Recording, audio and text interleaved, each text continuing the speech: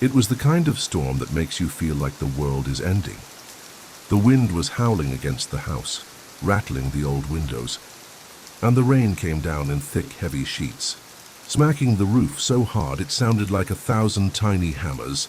Every few seconds, lightning lit up the living room in a pale blue flash, followed by thunder so loud it made the walls tremble. I was curled up on the couch with a blanket over my legs, the TV flickering with some late-night show I wasn't even paying attention to. My parents were upstairs. I could hear faint movements, the creak of footsteps, the occasional sound of drawers opening and closing, as they probably got ready for bed. It felt like just another rainy night, but in less than 10 minutes, it would be the night I lost everything. The sound came out of nowhere, a violent crash, like wood splintering under pressure. The front door slammed against the wall with such force that the picture frame, hanging beside it, fell to the floor and shattered. My head whipped toward the noise, my heart instantly slamming in my chest. A man stood in the doorway, completely soaked, water dripping from the hood of his black jacket. The hood shadowed his face, but even in the dim light, I could see the glint of something metallic, maybe a zipper, maybe something else across his chest. He took one step inside, and the floorboards groaned under his weight. I wanted to scream. My throat tightened, but before I could make a sound, his head turned sharply toward me. He was tall, too tall, and his shoulders looked impossibly broad under the wet fabric of his jacket. A black mask covered the lower half of his face, leaving only his eyes visible, and those eyes locked on mine like a predator spotting prey. He raised a gloved hand, palm out, and said in a low, steady voice, "Don't." It wasn't a plea. It was an order. Something in the way he said it rooted me to the spot. My mouth went dry. My body froze. He stepped closer, his boots leaving wet prints on the wooden floor. "I'm not here to hurt you," he said, but his voice had this strange edge to it, like he was only half telling the truth. Without breaking eye contact, he scanned the room, then crouched slightly so his face was level with mine. His eyes darted toward the staircase behind me, and then back to my terrified face. "Hide now." He grabbed my wrist, not hard enough to hurt, but firm enough that I knew there was no choice. His gloved fingers were cold, almost icy. He pulled me toward the storage closet under the stairs, flung the door open, and practically shoved me inside. The smell of dust and old coats filled my nose. I tried to ask what was going on, but the words stuck in my throat. He crouched in front of me for a moment, his face just inches away, and whispered, "Don't make a sound, no matter what you hear." Then the door clicked shut, sealing me in complete darkness. My breathing was loud in my own ears. I clamped my hands over my mouth, my body shaking uncontrollably. Outside the closet, I could hear the man's slow, deliberate footsteps heading up the stairs.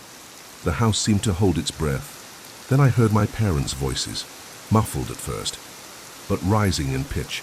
My mother sounded confused, my father's voice sharp, demanding to know who was in the house. There was a crash, like something heavy being knocked over, followed by a thud so deep it seemed to vibrate through the walls. I couldn't tell if it was someone falling or something else entirely. Then came the second thud, louder, heavier, and then nothing, just silence. The kind of silence that presses in on your ears, makes you painfully aware of your own heartbeat. I didn't dare move. My mind was racing. Who was this man? Was he helping my parents? Hurting them? Why had he told me to hide? The darkness of the closet felt like it was closing in on me, every second stretching longer than the last. Then footsteps again, slow this time, measured, coming back down the stairs. I heard the creak of the closet door hinges, and light spilled in, blinding me for a moment. He was there again, still masked, his jacket glistening with water, and something else I didn't want to think about. His eyes met mine, unreadable, and he said in that same calm tone, "Come with me. You're not safe here." I hesitated. My instincts screamed at me not to go, but before I could even take a breath, he reached in, took my hand, and pulled me out. My legs felt weak, like they could collapse at any moment. But he moved with such purpose I had no choice but to follow. He didn't say another word as he led me to the front door, stepping over something on the floor that I couldn't bring myself to look at. The storm hit me like a wall as soon as we stepped outside. The cold rain soaked my blanket in seconds, and the wind almost knocked me off my feet. We ran, our shoes splashing through puddles, mud sucking at my socks, where they peeked out from under my pajama pants. The only sound besides the storm was my own ragged breathing, and the steady pounding of his boots against the ground. We reached a black car parked at the far end of the street.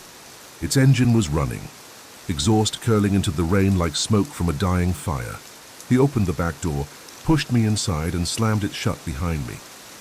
The interior smelled faintly of gasoline and wet leather. I wiped my dripping hair from my face and glanced toward the driver's seat, but it was empty.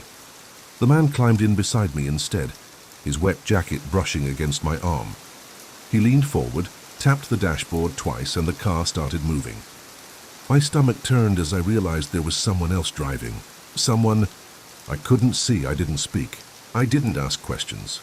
My body was in survival mode, too focused on staying still, staying quiet, hoping whatever this was would end without whatever had happened upstairs happening to me.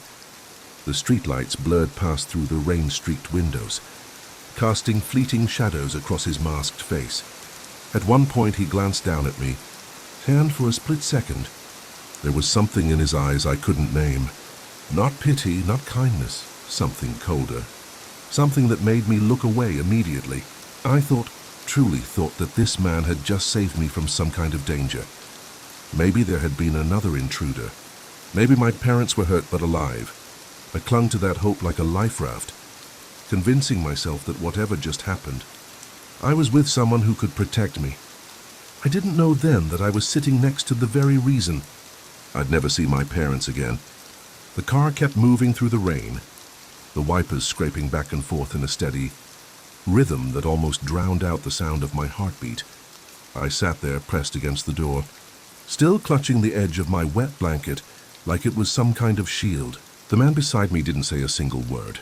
Every time the headlights from another car flashed through the window, I could see the outline of his jaw under the mask, the faint rise and fall of his chest.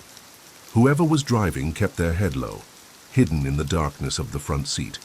I didn't dare ask where we were going. My mind was still stuck back at the house, replaying the sounds I'd heard from the closet, my parents' voices, the crashes, the silence. My stomach was twisting so hard it hurt, but I kept my eyes fixed on the raindrops sliding down the glass, watching them blur into streaks when the car turned. After what felt like hours, we pulled off the main road onto a narrow lane lined with tall, dark trees. The branches swayed wildly in the wind, their shadows clawing at the car as we passed. The road was so uneven that every bump made me jolt, and each time the man's hand twitched slightly, like he was ready to grab me if I tried to move. Eventually, the car slowed and stopped in front of a small cabin tucked between the trees. The place looked old, the kind of building you'd expect to see in a horror movie. Wooden walls weathered gray from years of storms, a single porch light flickering weakly in the rain. The driver stepped out first, a tall figure in a dark coat. I never saw their face. The man beside me opened my door and gestured for me to get out. I hesitated for a moment, glancing toward the road we'd come from, but all I saw was darkness. There was no choice. I stepped out into the cold, my wet socks squishing inside my shoes as the rain soaked me all over again. He didn't bother to shield me from it, just led me quickly toward the cabin. The door creaked as it opened, and the smell of damp wood and something faintly metallic hit me immediately. Inside, it was dimly lit by a single lamp on a small table. The furniture looked old and mismatched, and the air was heavy, like it hadn't been aired out in years. He led me to a couch against the wall and told me to sit. His voice was still calm, but there was no warmth in it. I obeyed, my body stiff, my mind racing. I thought maybe he was going to ask me questions, tell me what was going on, maybe even call someone, but instead, he just walked into another room and disappeared. I sat there, dripping onto the couch, staring at the shadows stretching across the floor. I could hear faint noises from the other room, drawers opening, something metallic clinking. maybe the sound of water running. I didn't know if I should stay put or try to leave. My eyes darted toward the door, but before I could decide, he returned. This time he was holding a towel and a mug of something steaming. He handed me the towel without a word and set the mug on the table. The smell of hot chocolate drifted up, sweet and warm, completely out of place in this cold, unsettling room. I wrapped the towel around my shoulders, but didn't touch the drink. He noticed. "It's not poisoned," he said flatly, as if reading my thoughts. That didn't exactly make me feel any better. I just nodded and kept my hands in my lap. He sat in the chair opposite me, leaning forward slightly, elbows on his knees. For the first time I saw him pull down his mask, but the shadows hid most of his features. All I could make out was a strong jawline and lips that never quite formed a smile. "You're safe here," he said, his tone almost casual. "No one can find you." I wanted to ask safe from what, but something about the way he looked at me made the words die in my throat. Instead, I asked where my parents were. For a second, something flickered across his face, too, fast for me to read, before he leaned back and said, "You don't need to worry about them anymore." The words hit me like ice water. My chest tightened, and I could feel my eyes burning, but I didn't want to cry in front of him. I stared at the floor, trying to swallow the lump in my throat. I wanted to believe maybe they were hurt but alive. Maybe he had taken me away to keep me safe while someone helped them. But deep down I already knew that wasn't the truth. That night, I slept on the couch, if you could even call it sleeping. Every creak of the old cabin made my eyes snap open. I could hear him moving around in the other room, sometimes pacing, sometimes talking in a low voice to the driver, whose voice I still hadn't heard clearly. Once, in the middle of the night, I woke up to find him standing in the doorway, just watching me. He didn't say anything, didn't move, just stood there until I shifted under the blanket. And then he turned and walked away. The days that followed were strange. He never hurt me, never yelled, but there was always this tension in the air, like he was waiting for something. He would disappear for hours at a time, leaving me alone in the cabin with the driver, who mostly stayed outside. Sometimes he brought back groceries, clothes, even books for me to read. The role of a guardian, but one who never let me forget I wasn't free. Once I tried to ask why he had taken me, but he ignored the question completely, just telling me to eat my food. Another time, I asked about the night at my house, and his eyes hardened instantly. "Don't talk about that," he said, his voice sharper than I'd ever heard it. I never asked again. Still, there were moments, tiny, fleeting moments, when he almost seemed protective. Like the time a storm knocked out the power and I lit a candle. He walked in, saw the flame, and quickly blew it out, muttering something about it being dangerous. Or the time I cut my hand on a broken plate, and he wrapped it carefully, his gloved hands surprisingly gentle. But every time I thought maybe he cared, I remembered his words. "You don't need to worry about them anymore." I started noticing little things about him. The way he always kept his jacket on, even inside. The faint scar that ran along his neck, just visible when his collar shifted. The way he flinched, just barely, whenever I mentioned my father. And I began to wonder, what if he wasn't protecting me from someone else? What if he was protecting me from himself? I didn't realize how close the truth was. Not yet. But I could feel it, like a shadow just out of sight, waiting for the moment I'd turn my head and finally see it. It was almost a year before the truth came to me. And when it didn't come gently. It crashed into me like a car hitting a wall. Life in the cabin had become some strange version of normal. I went days without speaking to anyone but him, and even then our conversations were short, clipped, never going too deep. He brought me food, clothes, even let me sit outside when the weather was nice, though he always stood nearby, watching. Sometimes at night, I would hear him talking on the phone in the next room. His voice low and urgent, but the words were muffled. I learned not to ask questions. The only thing I knew for certain was that no one else knew where I was, and maybe no one else even knew I was alive. Then one afternoon he came back from one of his long trips, his jacket darker than usual, eyes sharper. He didn't say a word to me when he walked past, but I caught a faint metallic smell as he passed, one I'd smelled before and tried hard not to think about. That night, while he was in the other room, I couldn't stop staring at the old wooden cabinet in the corner. It was the only piece of furniture in the cabin I'd never seen him open. Something about it gnawed at me, so I waited until the house was silent. The sound of his breathing slow and steady from the other room, and I crept across the floor. My hands trembled as I reached for the handle. It stuck at first, but then gave way with a soft click. Inside was a small box, scratched and dented, like it had been handled too many times. I pulled it out carefully, glancing over my shoulder. When I opened it, my stomach dropped. Inside were things that shouldn't have been there. My mum's silver bracelet, my dad's watch, and a set of keys I recognized instantly. My heart pounded so hard it made my vision blur.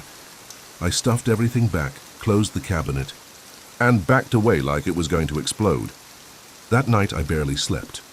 Every sound in the cabin twisting into something dangerous in my head. The next morning I told myself I was imagining things, that maybe he had taken those things from the house to give to me later. That maybe there was still some explanation that didn't end in the conclusion. My gut was screaming, but the cracks in my denial widened. A few days later, when he left me, alone in the cabin for the first time. He'd never done that before. Said he'd be back before dark, as soon as the sound of the car faded. I went to the back room where he kept a locked drawer. I'd seen him open it before, memorized the way his fingers moved, and after a few tries, the lock gave way. Inside were photographs. Most were of me, sleeping, reading, sitting outside. They weren't from the cabin. Some were taken back at my old neighborhood. One was me walking home from school. Another was me playing in the yard with my mom. The dates on the back went back months before the night my parents died. But the one that made me drop the stack and stagger back was the last one. It was a photo of my parents standing on our porch. The edges were smudged with something dark, and the date on the back was the exact day they were killed. My hands shook so hard I almost tore the photo. That was when the door creaked open. He was back early. I froze where I stood as his shadow filled the doorway. His eyes flicked to the open drawer, to the scattered photos, then back to me. There was no anger in his face, just resignation. He stepped inside, closed the door, and leaned against it like he was sealing me in. "You've been wondering," he said quietly. My throat felt dry. I couldn't answer. He took a slow step toward me. "About that night." Another step. I wanted to run, but my legs wouldn't move. He crouched slightly so we were eye level. "You want the truth?" His voice was calm, almost too calm. I nodded without meaning to. "I was there for them," he said simply. "Not for you." The words felt like they sucked all the air out of the room. He kept talking, his eyes locked on mine. "Your father wasn't the man you thought he was. Neither was your mother. They made people angry, dangerous people. I was sent to make sure they could never talk again." His tone was flat, emotionless, as if he were describing the weather. "You were supposed to be part of it too." I swallowed hard, my entire body trembling. "Then why didn't you?" Something flickered in his eyes, a shadow of something human. "Because you looked at me like I wasn't a monster, and I thought maybe I didn't have to be." He stood, towering over me now, and for a long moment, the only sound was the storm starting to build outside.